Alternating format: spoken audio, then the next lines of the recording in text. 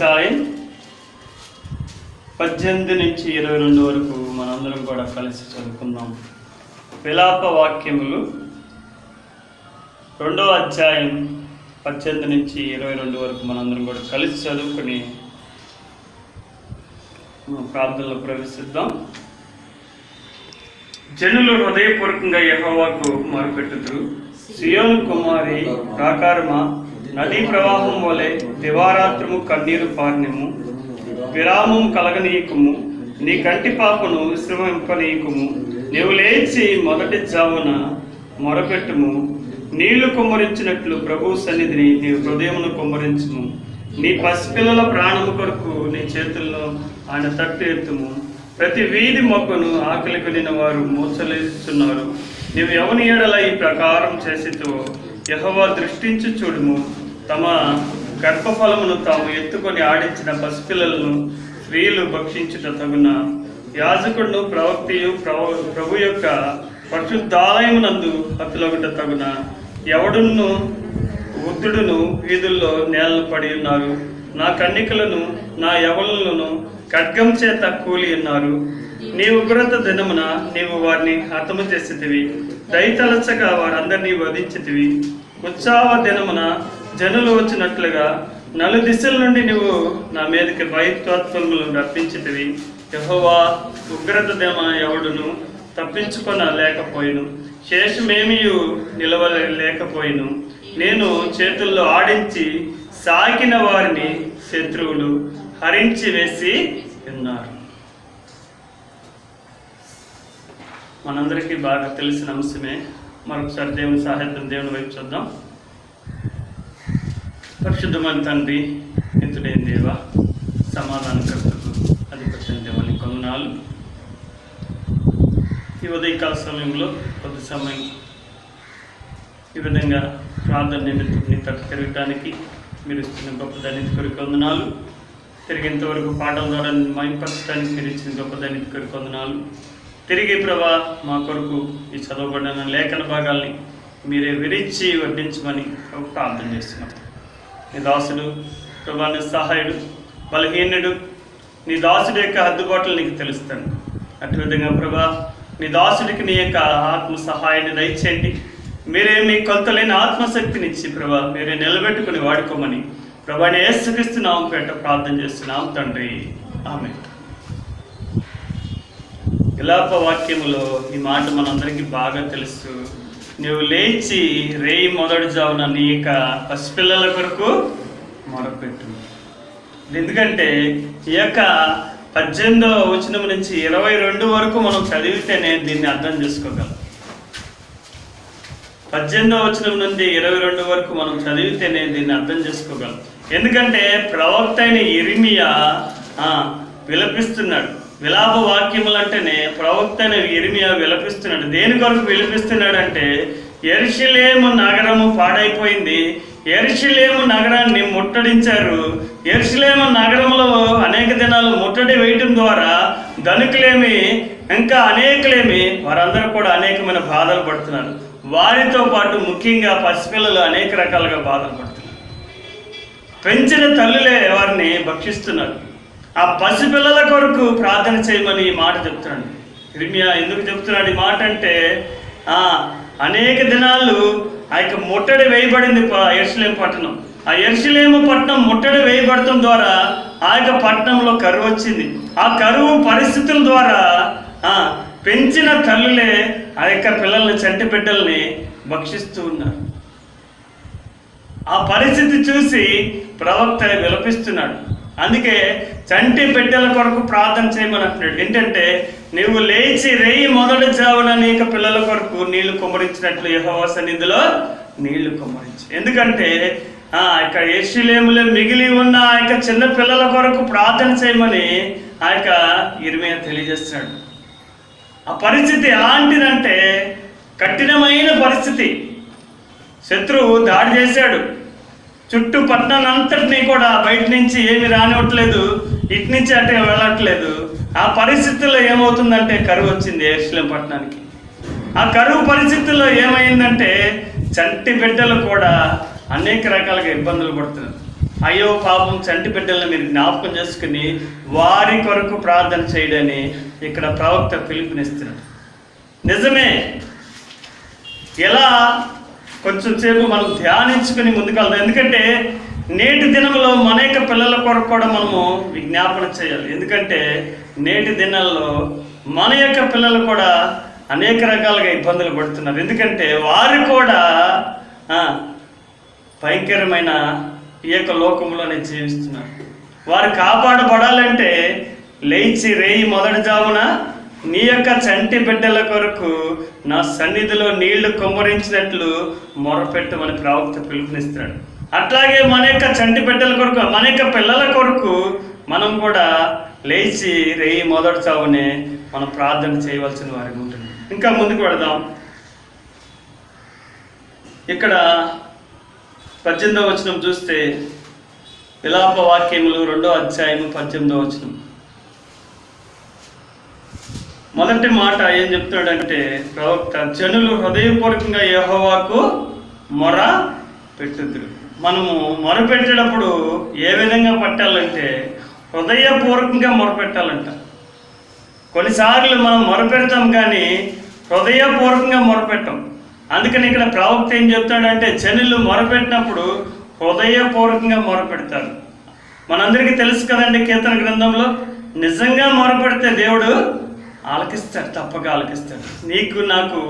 ఎందుకంటే మనం నిజముగా మొరపెడితే ఆయన సమీపంగా ఉన్నట్టు ఏ గొప్ప జనమునకు ఏ దేవుడు కూడా సమీపంగా లేరు. కాబట్టి మనం అందరం కూడా హృదయపూర్వకంగా మొరపెట్టాలి. మనం మొరపెట్టేది కూడా ఎలా మొరపెట్టాలంటే హృదయపూర్వకంగా, ఏదో పెదవులతో కాదు, ఏదో మనం ఆచార యోగ్యంగా కాదు, కానీ మనం మొరపెట్టేది హృదయపూర్వకంగా మొరపెట్టాలి. ఇక్కడ ఆ ప్రవక్త అదే చెప్తాడు, జనులు హృదయపూర్వకంగా యెహోవాకు మొరపెట్టుదురు.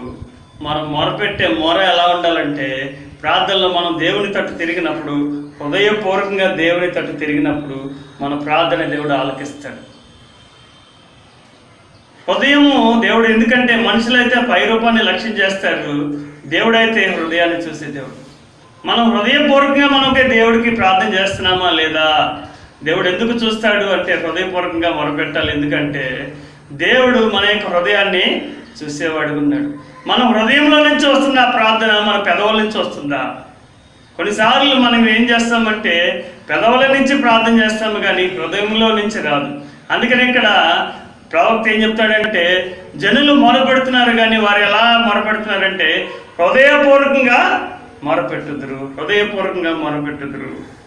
మనం అందరం కూడా దేవుని సన్నిధిలో ఎలా మొరపెట్టాలంటే హృదయపూర్వకంగా దేవునికి మొరపెట్టే వారికి ఉండాలి.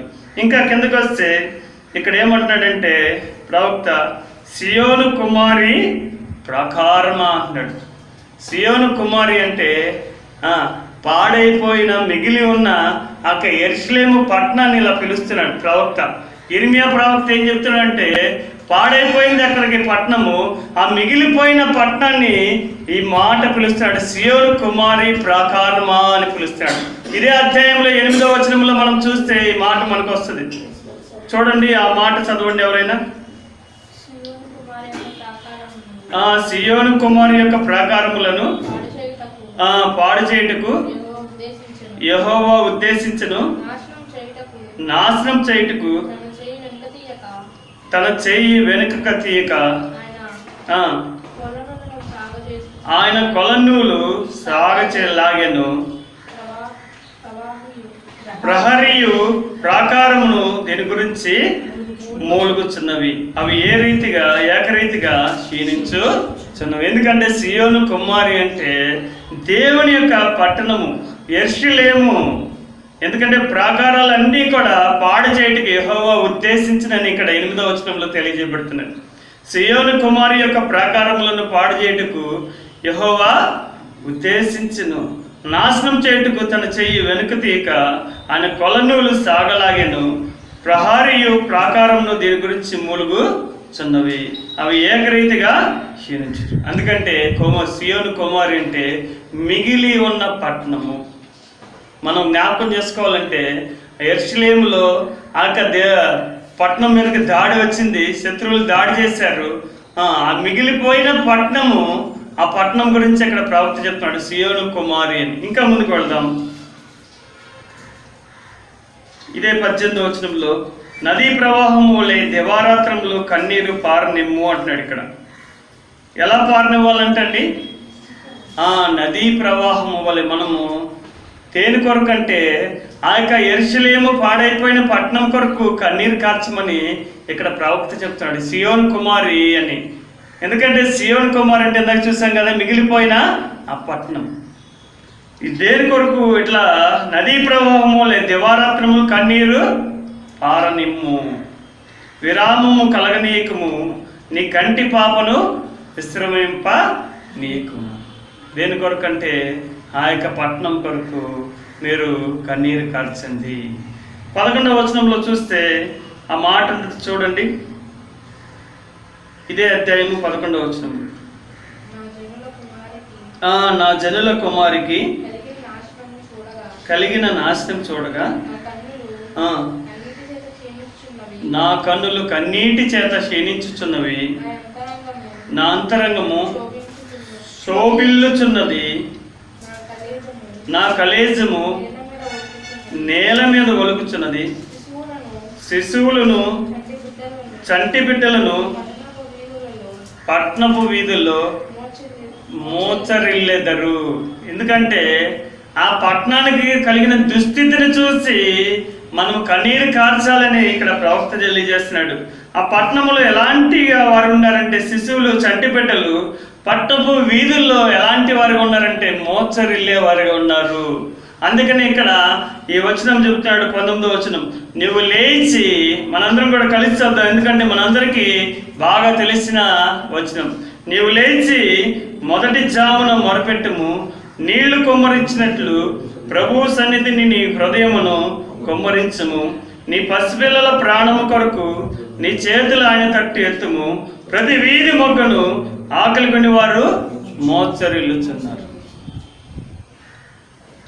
ఎందుకు ప్రార్థన చేయాలి అంటే, యెరూషలేములో పాడైపోయిన పట్టణంలో మోచరిల్లిపోయే పిల్లలు అనేకులు ఉంటున్నారు. ఇందాక మనం చూసినట్లు శిశువులను, చంటి బిడ్డలను పట్టణం వీధుల్లో మోచరిల్లుతున్నారు. మనము కూడా మన పిల్లల కొరకు ఈ మాట అనేక సార్లు మనము అనేకమైన దైవజనుల ద్వారా వినుంటాం. ఎందుకంటే మనం లేచి మొదటి జామున ఏం చేయాలంటండి? పసిపిల్లల కొరకు నీళ్లు కుమ్మరించినట్లు ఆయన యొక్క సన్నిధిలో మనం ప్రార్థన చేయాలి. దేని కొరకంటే పాడైపోయిన యెరూషలేము పట్టణంలో ఉన్న ఆ చంటి బిడ్డల కొరకు ప్రార్థన చేయమని ఇక్కడ ప్రవక్త పిలుపునిస్తున్నాడు. అట్లాగే నేటి దినాల్లో కూడా మన యొక్క పట్టణాల్లో కూడా అలాంటి పరిస్థితులే. ఎందుకంటే భయంకరమైన ఈ కరోనా వైరస్ దినాల్లో కానీ, భయంకరమైన ఈ తుఫాను దినాల్లో కానీ, ఇంకా అనేకమైన పరిస్థితుల్లో ఇలాంటి, ఎందుకంటే పెద్దవాళ్ళే ఇబ్బంది పడుతున్నారు, ఇంకా చంటి బిడ్డలు ఇంకా ఎంతగా ఇబ్బంది పడుతున్నారు. వారి కొరకు మనం ఏం చేయాలంటే కన్నీరు కార్చాలి. ఇర్మియా గ్రంథంలో 9వ అధ్యాయం 20-21 వచనంలో ఆ మాట ఉంటుంది చూడండి. ఇర్మియా గ్రంథం 9వ అధ్యాయం 21-22 మనం రోదన చేయాలి. ఎందుకంటే పైనంతా కూడా రోదన చేసే స్త్రీలను పిలవనప్పుడే అని ఇర్మియా ప్రవక్త తెలియజేస్తున్నాడు. 21-22 ఎవరైనా చదువుతారా? వీధుల్లో పసిపిల్లలు లేకుండాను, రాజమార్గంలో యవనులు లేకుండాను, వారిని నాశనం చేయుటకై మరణము మన కిటికీలను ఎక్కుచున్నది, మన నగరులలో ప్రవేశించుచున్నది. యెహోవా వాక్ ఇదే. నీవి మాట చెప్పుము. చేల మీద పెంట పడినట్లు పంట కోయువాని వెనుక పిడికిళ్ళు పడినట్లు ఎవడను సమకూర్చకుండా మనుషుల శవములు పడును, వాటిని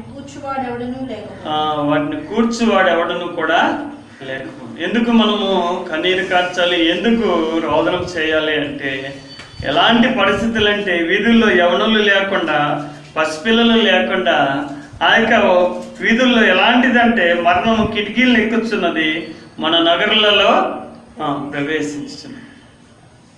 ఈ దినాల్లో పరిస్థితులు చూస్తే అలాంటి పరిస్థితులే. మరణం అతి సమీపమైన దినాల్లో ఉంటున్నారు. ఏ వ్యక్తికి ఏ మరణం వస్తుందో తెలీదు, రేపేమి సంభవిస్తుందో తెలియని పరిస్థితులు, భయంకరమైన పరిస్థితుల్లో ఉంటున్నారు. అయితే వారందరి నిమిత్తం దేవుడు మనకిచ్చిన సమయం ప్రకారం మనం ఏం చేయాలంటే వారి నిమిత్తం కన్నీరు కార్చాలి, వారి నిమిత్తం మనం రోదన చేయాలి. అదే ఇక్కడ ప్రవక్త పిలుపునిస్తున్నాడు. ఎందుకంటే తను కూడా అనేక సార్లు ఆ యొక్క పట్టణాల కొరకు, ఎందుకంటే తను వ్యక్తిగతంగా వివాహం చేసుకొని వాడుకుంటున్నాడు. అయినప్పటికీ ఇక్కడ ప్రవక్త ఏమంటున్నాడంటే నా యవనులు నా కన్నికలు అంటున్నాడు. 21వ వచనంలో చూస్తే మనం ఇందాక చూసిన విలాప వాక్యంలోనే ఏమంటున్నాడంటే 21వ వచనంలో నా యవనులు నా కన్యకలు. తర్వాత 22వ వచనంలో ఏమంటున్నాడంటే నేను చేతుల్లో ఆడించి సాకిన వారిని శత్రువులు హరించి వేస్తున్నారు. ఎందుకంటే నేను నా చేతుల్లో పెంచి పోషించిన వారిని శత్రువులు హరించి వేశారని ప్రవక్త విలపిస్తున్నాడు. నా యవనులు నా కన్యకలు అంటున్నాడు. 21వ వచనంలో ఇందాక చూస్తే ప్రవక్త నా యవనులు నా కన్యకలు. విలాప వాక్యంలో 2వ అధ్యాయం 21వ వచనంలో ఆ మాట ఉంటుంది చూడండి, నా యవనులు నా కన్యకలు. 22వ వచనంలో నేను పెంచి పోషించిన వారిని అంటున్నాడు. 22వ వచనంలో నేను పెంచి నా వారిని శత్రువులు హరించి వేసి ఉన్నారు. అంటే నేను పెంచాను, నేను పెంచిన నా చేతులతో పెంచిన వారిని శత్రువులు చంపివేశారు వారి నిమిత్తం. ఎందుకంటే మరణము నిజంగానే యవనులు కాదు, చంటి బిడ్డలు కాదు, దానికి ఎవరు కూడా లేరు. నిజంగా ఎక్కువగా మరణం మన యొక్క కిటికీలకి వెక్కుతుందని ఇక్కడ ప్రవక్త తెలియజేసినట్లు మన వీధుల్లో వస్తుంది. ఈ దినాల్లో కూడా శవాల పంట పడినట్లు శవాలు పడతాయని కూడా చెప్తున్నాడు ఇక్కడ ప్రవక్త. అందుకే మనం అందరం కూడా రోదన చేయాలి. ఎందుకంటే మరణం అనేక రకాలుగా ఎవరిని కబలిస్తుందో, ఎటువైపు నుంచి వస్తుందో తెలీదు. ముఖ్యంగా మన యొక్క యవ్వనస్తుల కొరకు, మన యొక్క కన్యకల కొరకు మనం ప్రార్థన చేయాలి. మన యొక్క చంటి బిడ్డల కొరకు, మన యొక్క పిల్లల కొరకు మనం ప్రార్థన చేయవలసిన వారికి ఉంటాం. అందుకే ప్రవక్త పిలుపునిస్తున్నాడు. ఎందుకంటే నువ్వు లేచి రేయి మొదట జావున నా సన్నిధిలో నీళ్లు కుమ్మరించినట్లు నాకు మొరపెట్టుము. ఎందుకంటే దేవునికి మొరపెట్టాలి. మనం అందరం కూడా అలా దేవుని కొరకు కనిపెట్టాలి. ఎందుకంటే మన యొక్క పిల్లల కొరకు. ఈ దినాల్లో కూడా మన యొక్క యవనులు భయంకరమైన పాపంలో జీవిస్తున్నారు. వారు ఎలాంటి పతనంలో ఉన్నారంటే అనేక రకాలమైన పాపాల్లో జీవిస్తున్నారు. వారు దేవుని తెలుసుకోకుండా చనిపోతారు. తర్వాత వారికి మనం ఏం చేయాలంటే వారి యొక్క ఆత్మలకు లెక్క చెప్పాలి. అందుకనే మనం అందరం కూడా మన యొక్క పిల్లల్ని సరైన రీతిలో ఎలాంటి వారికి ఉన్నారంటే తల్లిదండ్రులకు లోబడిన వారికి ఉన్నారు, అవిధేయులుగా ఉన్నారు. అయితే మనము అక్కడ వారి కొరకు కన్నీరు కార్చవలసిన వారు. మన పిల్లలు సరైన రీతిలో పెంచాలి అంటే కూడా, సరైన రీతిలో పెరగాలి అంటే కూడా మన యొక్క పిల్లల కొరకు కన్నీరు కార్చాల్సింది. ఈ దినాల్లో ఎక్కువగా మన యొక్క క్రైస్తవత్వంలోనే మన పిల్లలు కూడా మనకి మాట వినని వారికి ఉంటున్నారు. సేవకులు అవ్వచ్చు, విశ్వాసులు అవ్వచ్చు, ఇంకెవరైనా అవ్వచ్చు. ఆ పిల్లలు ఎలాంటి వారికి ఉంటారంటే తల్లిదండ్రులకి విధేయులు కాని వారికి ఉంటారు.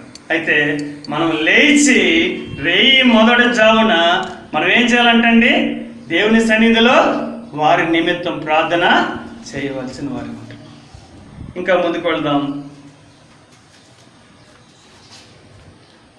ఇందాక నేను చెప్పాను కదండి, ఎందుకంటే తల్లిలే పిల్లల్ని చంపివేసే స్థితిలో ఉన్నారు. ఎలాంటి కరువు అంటే ఆ దినాల్లో వచ్చిన కరువు ఈ విలాప వాక్యంలోనే 4వ అధ్యాయం 10వ వచనంలో ఆ మాట ఉంటుంది చూడండి. ఎందుకంటే యెరూషలేముని పట్టణాన్ని ముట్టడి వేశారు శత్రువులు. ఆ ముట్టడి వేసినప్పుడు వారికి భయంకరమైన కరువు వచ్చింది.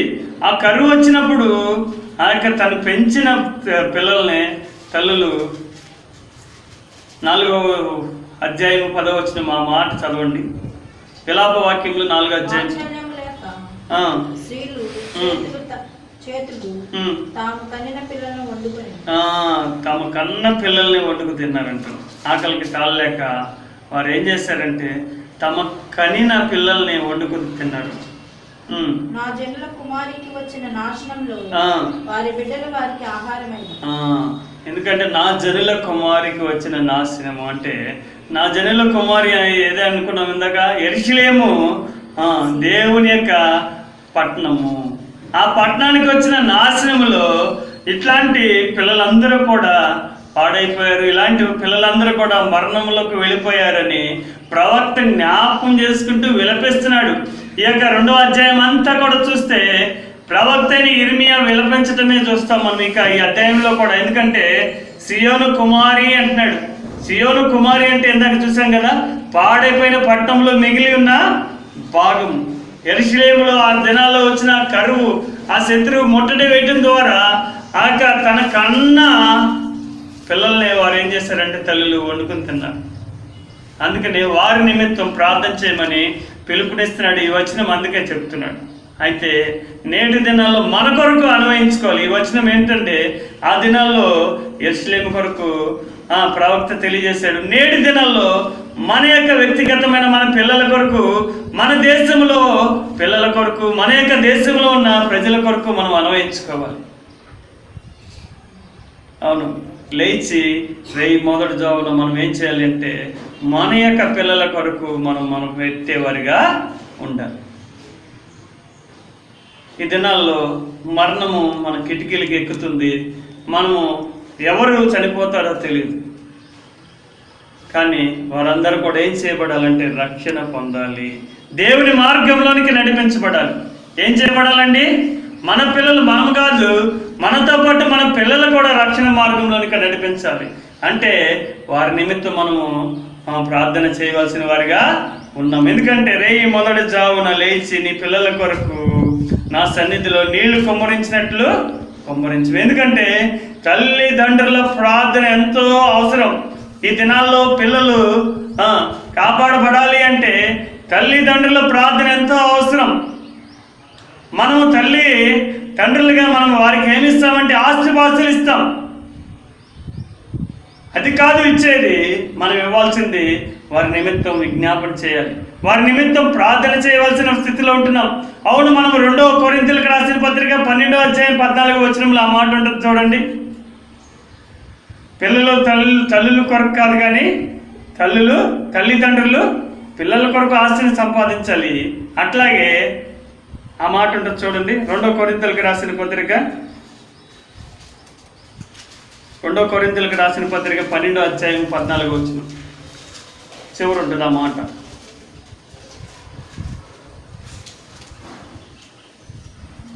పిల్లలు తల్లిదండ్రుల కొరకు కాదు, తల్లిదండ్రులే పిల్లల కొరకు ఆస్తి కూర్చతగినది కదా. కాబట్టి పిల్లలు వచ్చి తల్లిదండ్రులకి ఏం పోజేయరు, కానీ మనమే తల్లిదండ్రులకు ఏం చేయాలంట? పిల్లలకి ఆస్తి కూర్చాలి. అలాగే ఆస్తి కూర్చడంతో పాటు వారి నిమిత్తం మన బాధ్యత, తల్లిదండ్రులుగా మనకి బాధ్యత ఏంటంటే వారి నిమిత్తం వారికి ఎంత అయితే ఆస్తి కూర్చాలని మనకి ఎంత బాధ్యత ఉన్నదో, అలాగే వారి నిమిత్తం మనం ఏం చేయాలంటే ప్రార్థన చేయవలసిన బాధ్యత కూడా మన మీద ఉన్నది. అందుకనే ఈ మాట మనం జ్ఞాపకం చేసుకోవాలి. ప్రవక్త చెప్పిన మాట మనం జ్ఞాపకం చేసుకోవాలి. పిల్లలు తల్లిదండ్రుల కొరకు కాదు కానీ తల్లిదండ్రులే పిల్లల కొరకు విజ్ఞాపన చేయాలి. ఎందుకంటే ఈ మాట మనమందరం కూడా మనందరి బాధ్యత. ఎందుకంటే తల్లిదండ్రులుగా మన యొక్క పిల్లల కొరకు దేవుని సన్నిధిలో విజ్ఞాపన చేయవలసిన బాధ్యత మనందరిది కూడా. ఒక వ్యక్తి సక్రమైన మార్గంలో వెళుతున్నాడు, సక్రమైన దాంట్లో వెళుతున్నాడంటే తన యొక్క తల్లి ప్రార్థన ఎంత ఉంటుంది. మనం ఎంతోమంది దైవజనులు చూసాం, ఎంతోమంది దేవుని చేత పట్టబడిన వారిని చూసాం. వారందరూ కూడా నా తల్లి కన్నీటి ప్రార్థన ద్వారా నేను పట్టబడ్డాను, నా తల్లి కన్నీటి ప్రార్థన ద్వారానే అనేక సార్లు నా తల్లిదండ్రులు నా కొరకు అనేక ప్రార్థన చేశారని వాళ్ళు తర్వాత సాక్ష్యం చెప్పడం మనం వింటూ ఉన్నాం. మరి నీ యొక్క నా యొక్క పిల్లల కొరకు మనం అలా చేస్తున్నామా? ఈ మధ్యాహ్న కాల సమయంలో పరిశుద్ధాత్మ దేవుడు మనతో మాట్లాడుతున్నాడు. మనందరం కూడా లేచి రేయి మొదటి జామున మన యొక్క పిల్లల కొరకు, మన యొక్క యవనుల కొరకు, మన యొక్క యవనస్తుల కొరకు, ఎందుకంటే భయంకరమైన పాపము ఈ లోకమంతా కూడా ఎలాంటి పాపం అంటే మన యవనులను కంపలిస్తుంది, మింగివేయాలని చూస్తుంది. అలాంటి స్థితి. అయితే వారు కాపాడబడాలంటే నీ యొక్క నా యొక్క ప్రార్థన ఎంతో అవసరం. తల్లిదండ్రులుగా మనము వారికి ఆస్తి సమకూర్చడమే వారికి బాధ్యత అనుకుంటాం. అది కాదు మన బాధ్యత. మనం ఏం బాధ్యత అంటే మన యొక్క బాధ్యత వారి నిమిత్తం ప్రార్థన చేయటమే వారి నిమిత్తం మన బాధ్యత. ఇంకా వారు సరైన మార్గంలోనికి నడిపించాలి అంటే కూడా మన యొక్క ప్రార్థన ద్వారానే వారు సరైన మార్గంలో నడిపించబడతారు. వారు రక్షణ పొందాలన్నా ఏది చేయాలన్నా మనం ఏం చేయాలంటే వారి నిమిత్తం దేవుని సన్నిధిలో నీళ్లు కుమ్మరించినట్లు కుమ్మరించాల్సిందే. ప్రవక్త యెరూషలేములో ఉన్న పిల్లల కొరకు పాపం చంటిపెట్టలు అంటూ విలపిస్తూ ఈ మాట చెప్తున్నాడు. అవును, నీ యొక్క నా యొక్క చంటిపెట్టలు ఎంతమందో సరైన మార్గంలో లేక ఎంతగానో అవిధేయులుగా ఉంటున్నారు. అయితే ఈ దినాల్లో వారు సరైన మార్గంలో ఉండాలంటే తల్లిదండ్రులుగా మనము వారి కొరకు విజ్ఞాపన చేయవలసిన వారిగా ఉంటున్నాం. అవును, ఇంగ్లాండ్ని ఊపిన ఆయన పేరేంటి? John Wesley, Charles Wesley. వారికి ఎంతగానో సంతానం అంట. కానీ ఆ యొక్క తల్లిదండ్రులు వారి నిమిత్తం రాత్రి అంతా కూడా వారి తలల మీద చేతులుంచి ప్రార్థన చేసేవాళ్ళు. జాన్ వెస్లీ, చార్లెస్ వెస్లీ వారి నిమిత్తం తల్లిదండ్రులు వారి తలల మీద ఉంచి రాత్రి అంతా కూడా ప్రార్థన చేస్తూనే ఉండేవారంట వారి తల్లిదండ్రులు. వాళ్ళ తల్లి అయితే ఎక్కువగా ప్రార్థన చేసింది. తర్వాత తను అనేకమైన సాక్ష్యాల్లో చెప్పాడు. సెయింట్ అగస్టిన్ కూడా అదే మాట చెప్పాడు, నా తల్లి కన్నీటి ప్రవాహంలో నేను కొట్టుకువచ్చి తిని. అవును, ఎక్కువగా తల్లిదండ్రుల యొక్క ప్రార్థన ద్వారానే పిల్లలు రక్షణ మార్గంలోనికి నడిపించబడతారు. నేటి మన పిల్లలు కూడా రక్షణ మార్గంలోనికి నడిపించబడాలి అంటే ఈ యొక్క మధ్యాహ్న కాల సమయంలో మనందరితో కూడా పరిశుద్ధాత్మ దేవుడు మనతో మాట్లాడుతున్నాడు. నీవు నేను మన యొక్క పిల్లల కొరకు మనం కన్నీరు కార్చవలసిన వారు ఉంటున్నాం. ఎందుకంటే ఈ దినాల్లో మరణము కిటికీలకి ఎక్కుతున్నది. మరణం ఎటు నుంచి వస్తుందో తెలియదు, ఎప్పుడు మరణం సంభవిస్తుందో తెలియదు. కానీ వారు నశించిపోకుండా, నరకానికి వెళ్లకుండా నిత్య రాజ్యానికి వెళ్ళాలని మనందరితో కూడా దేవుడు మాట్లాడుతున్నాడు. అందుకని రేయి మొదటి జామున నువ్వు లేచి నా సన్నిధిలో నీళ్లు కుమ్మరించినట్లు. మరొకసారి ఆ మాట చదివి మన ప్రార్థనలో ప్రవేశం. 19వ వచనం, విలాప వాక్యములు 2వ అధ్యాయం 19వ వచనం.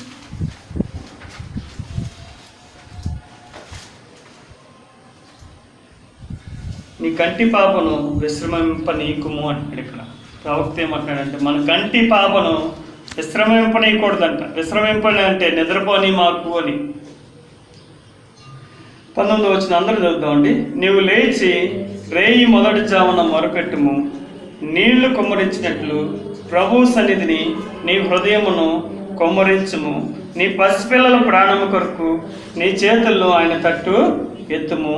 ప్రతి వీధి మొగ్గను ఆకలిగనిన వారు మోచరిల్లుచున్నారు. మన యొక్క పిల్లలే కాదండి, వీధుల్లో కూడా చాలామంది పిల్లలు ఉంటారు. వారందరి నిమిత్తం కూడా మనము ప్రార్థన చేయవలసిన వారికి ఉంటున్నాం. ఇక్కడ భక్తుడు అదే చెప్తున్నాడు, ప్రవక్త అదే చెప్తున్నాడు. ప్రతి వీధి మొగ్గను ఆకలిగొన్న వారు మోచరిల్లుచున్నారు. వారి నిమిత్తం కూడా మనం ప్రార్థన చేసేవారిగా ఉండాలి. దేవుడి కొద్ది మాటలు దీవించండి.